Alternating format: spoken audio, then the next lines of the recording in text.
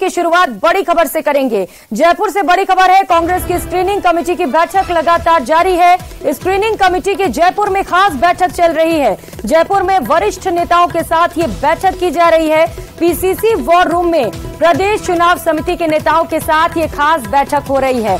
अगले 3 दिन तक लगातार बैठकों का दौर जारी रहने वाला है। प्रदेश के सभी जिलों और संभागों के नेताओं के साथ चर्चा की जा रही है। 3 से 5 संभावितों का पैनल बनकर तैयार होगा। तो एक्सक्लूसिव तस्वीरें सबसे पहले न्यूज 18 राजस्थान पर आपको दिखा रहे हैं। बैठक से जुड़ी ये तस्वीरें जहां पर तमाम कांग्रेस के दिग्गज नेता आपको तस्वीरों में नजर आ जाएंगे।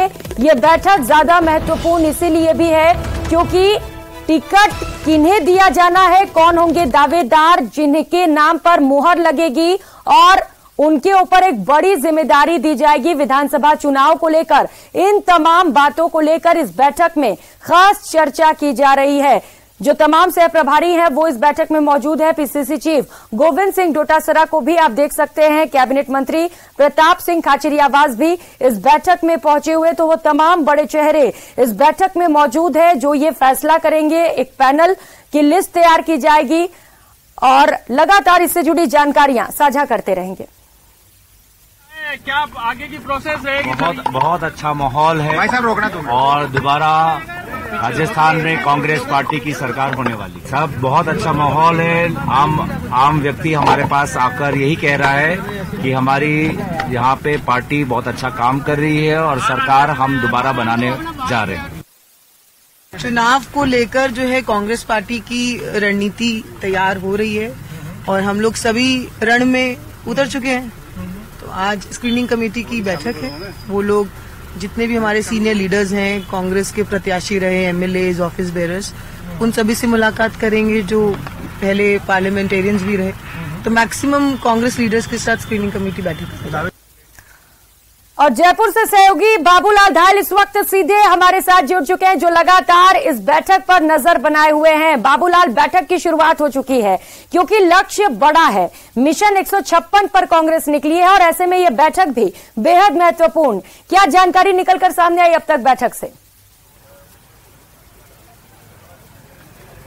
जी 2 घंटे हो गए हैं बैठक को शुरू हुए और तमाम जो बड़े नेता हैं उनके साथ में राय मशवरा किया जा रहा है। स्क्रीनिंग कमेटी के जो सदस्य हैं उनकी ओर से सब अपना अपना फीडबैक दे रहे हैं क्योंकि सारे के सारे जो सदस्य हैं वो कई तो जिलों का दौरा करके भी आए हैं। तो उनके दिमाग में जो चीजें हैं वो जानकारी साझा की जा रही है इस वक्त। और इस बैठक स्थल के बाहर कई नेता ऐसे हैं जिनको टिकट कटने का खतरा सता रहा है, वो भी मंडरा रहे हैं।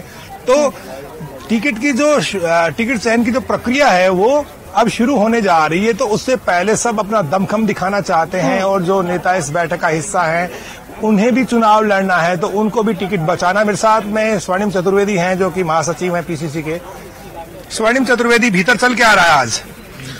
देखिए, अंदर अभी हमारे जो स्क्रीनिंग कमेटी है, जो चुनाव में जो प्रत्याशी चयन होना है उसमें सबसे बड़ी भूमिका जिनकी रहेगी, उस कमेटी की मीटिंग हमारे प्रदेश अध्यक्ष महोदय हैं, अंदर एआईसीसी के सह प्रभारी गण हैं जो वो भी मीटिंग में है और मंत्रीगण जिनको बुलाया है वो भी बैठक में है। इसके अलावा कुछ पूर्व जो हमारे पीसीसी चीफ रहे हैं वो भी बैठक में है। अपने अपने क्षेत्र के हिसाब से फीडबैक दिया जा रहा है कि किस क्षेत्र में क्या क्या काम हुआ, क्या वहाँ की भौगोलिक स्थिति के साथ जो जनमानस की उनकी क्या मांग है, क्या इच्छाएं, उनको लेकर के चल रहा है। उसी आधार पर प्रत्याशी चयन होगा क्योंकि हमारे बहुत सारे कार्यक्रम रहे, जैसे ईआरसीपी है, एक बड़ा मुद्दा है, 82 करीब सीटें अफेक्ट होती हैं। तो उस को लेकर के किसने क्या काम किया उस मुद्दे को देखेंगे और जो कांग्रेस के प्रोग्राम्स रहे समय समय पर किसने क्या काम किया, इन सब चीजों का फीडबैक। गौरव गोगोई को जिताऊ चेहरे चाहिए। क्या आज जो लोग बैठे हैं उनके सामने किस तरह से बता रहे हैं कि इस तरह से सरकार वापस रिपीट हो सकती है? फॉर्मूला क्या है जीत का आप लोगों के पास में?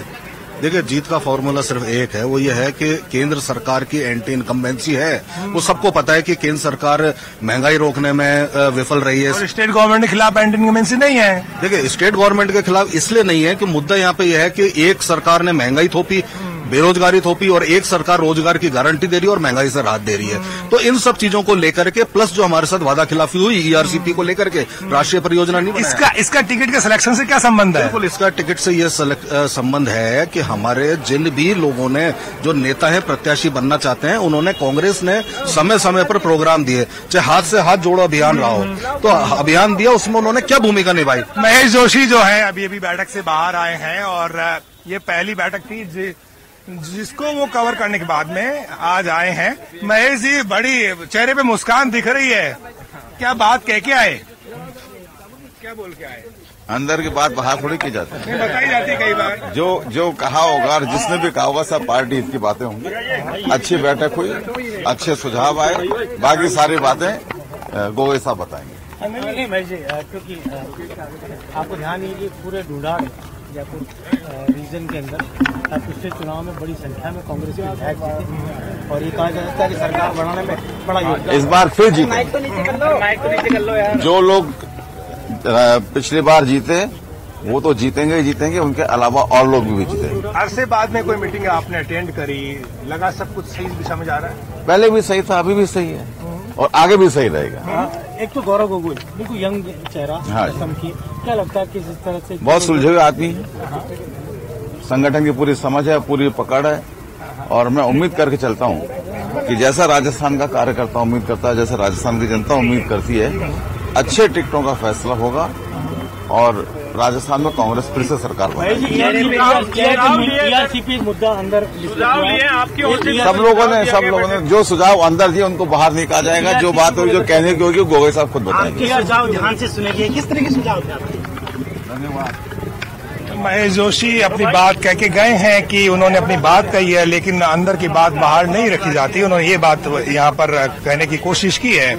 उनके यहाँ पर भी दावेदार बहुत है, तो उनको भी टिकट बचाने में संघर्ष करना पड़ेगा। इसलिए जहाँ पर भी बैठकें होती हैं वहाँ पर महेश जोशी जो है अब तक नहीं जा रहे थे, लेकिन आज वो इस बैठक का हिस्सा जरूर बने, तो राहत की बात है उनके लिए, क्योंकि हवा महल में दावेदार बहुत हैं। और जब वो भीतर बैठक के लिए जा रहे थे तब हम लोगों ने पूछा था कि आप कितने कॉन्फिडेंट है कि आपको टिकट मिल जाएगा, क्योंकि 25 सितंबर को जो घटना हुई थी उस दौरान इनका भी नाम था, इनको भी नोटिस मिले थे पार्टी के आलाकमान की ओर से। तो ऐसी स्थिति में इनके सामने टिकट हासिल कर पाना कोई आसान काम नहीं है, लेकिन फिर भी आज जब वो बैठक का हिस्सा बने हैं तो जब बैठक के बाद लौट रहे थे बाबूलाल तो चेहरे पर मुस्कान भी थी और कह रहे हैं कि अच्छी बैठक हुई है, अच्छे दावेदार पहुंचे हैं। शकुंतला रावत कुछ कह रही हैं। जी सुनाइए। जो उनकी परिवर्तन यात्रा 2024 में भारत देश में पूरे में बीजेपी की सरकार है, उसको हम परिवर्तन करके दिखाएगा पूरा भारत। उम्मीदवारों के चयन कैसे हो, इसके लिए स्क्रीनिंग कमेटी आई है। आपने किस तरह के सुझाव दिए हैं, क्योंकि आप बड़े खुश नजर आ रहे हैं भारत? हम दुखी कब थे, क्योंकि राजस्थान सरकार की योजना ही ऐसी है कि जो हम 2023 में आप देखेंगे कि बीजेपी का चाहे भारत सरकार का शीर्ष नेतृत्व आ रहा हो, चाहे भारत सरकार के मंत्री महोदय आ रहे हो, चाहे बीजेपी के यहाँ के विपक्ष के लीडर हो, उनके पास कोई मुद्दा बचा ही नहीं है बोलने के लिए। वो कुछ बोलते ही नहीं है।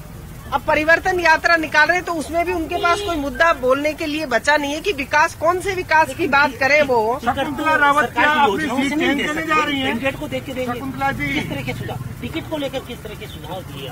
टिकट देना कांग्रेस पार्टी के शीर्ष नेतृत्व का काम है और हमारा शीर्ष नेतृत्व, हमारे प्रदेश अध्यक्ष महोदय, हमारे राष्ट्रीय अध्यक्ष महोदय, हमारे जो स्टैंडिंग कमेटी के सदस्य हैं, वो बहुत ही सीनियर लीडर हैं और वो सभी टिकट का डिसीजन लेंगे।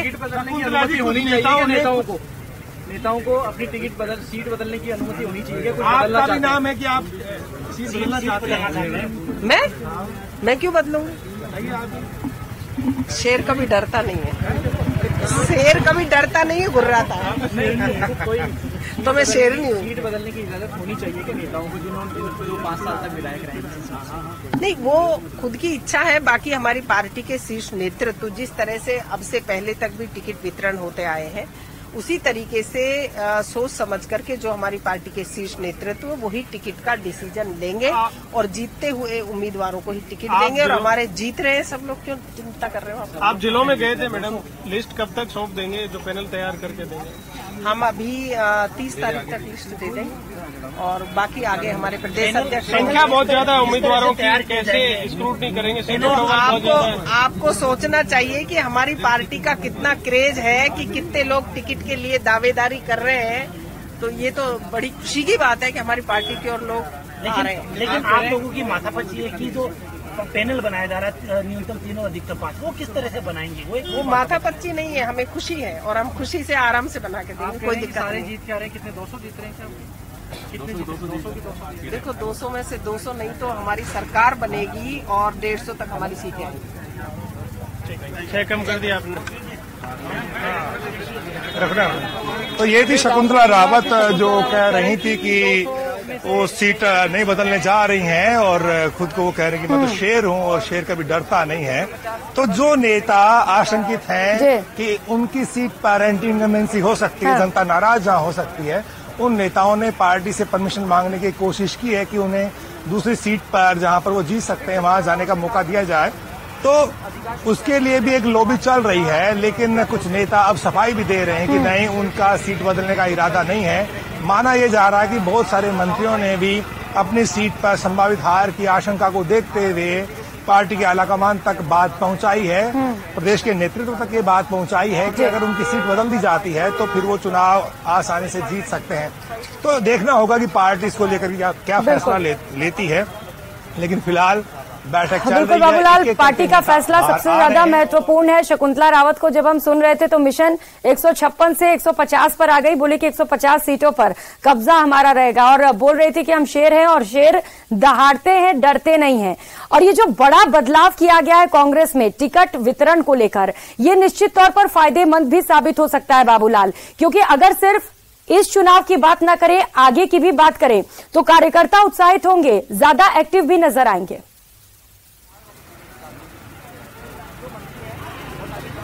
जी देखिए, कार्यकर्ता तो बहुत उत्साहित है कांग्रेस पार्टी में। पहली बार जब धरातल पर काम होता हुआ देख रहा कार्यकर्ता तो उसको लगता है सरकार रिपीट हो सकती है, लेकिन ये कोई आसान काम है नहीं सरकार को रिपीट कर पाना, क्योंकि पिछले 25 साल से जब सरकार बदल ही नहीं रही है, यानी कि बदलती रही है, रिपीट नहीं हो पा रही है, तो ऐसी सूरत में सब लोग जो हैं वो एक जनमानस के बीच में एक धारणा बनी हुई है, उसका भी सामना करना पड़ेगा कांग्रेस पार्टी को, क्योंकि लोगों के बीच में 5 साल की ही वारंटी है सरकार की, 5 साल रहने के बाद बदल जाती है।